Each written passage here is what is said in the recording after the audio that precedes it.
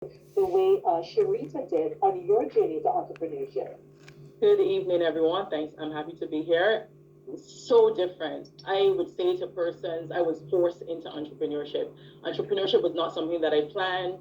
I'm a very good employee. I'm a very loyal employee. When I came out of graduate school, I read a horoscope that said that you have a good interest in the arts. You can be a public relations person or HR person. And I said, HR is what I want to do. And I got a certification in human resources, worked for a global financial services company. And my reality was I want to work in HR, I want to grow in HR, and I want to build not only where I am, but my future in the HR profession.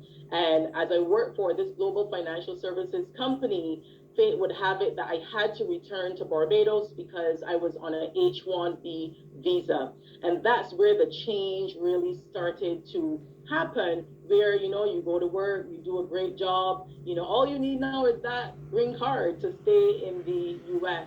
And when the economy tanked in 2008, I had about 3 years left in New York, and I was trying to do everything to stay in the US or work for the company, but anywhere else in the world. And it just so happened that that was not for me. The unknown was scary, but it became that I had to move back to Barbados. And that was one of the low points in my life. But it was in that moment that I said, all right, this doesn't feel well. How do you want to see your future? And at that point, I still was not thinking about entrepreneurship. It was go back to Barbados, work in HR, yes, and use your skill set that you would have honed over the years.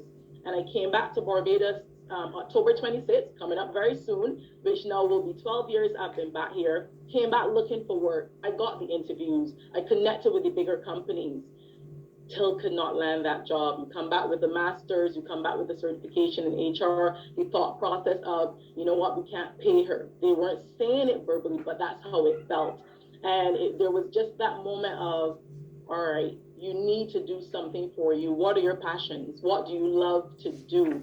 And on my way back, I created Beijing Fusion, which is my business, where I learned from this lady who wanted to come to Barbados through fitness. And I created Beijing Fusion just as a project. I'm still gonna work, but I would bring people to Barbados once a year. And I came back trying to find work, couldn't find work, was having, odd jobs here and there, and just made it a project. And once I finished that project, I had a really good time. The feedback from persons were phenomenal. Like, you just came back to Barbados, you've never worked here after 13 years, and you were able to pull this off. Like, that's boss. And that gave me a lot of ammunition to say, look, you have something in you, do this. And I started to test the idea with some of my friends, just doing soft adventure and sporting activities around the island. And it came with some pressure as well. You're not making any money. Like, you got people experiencing these things, and the suppliers are making money, but you're not making any money. And I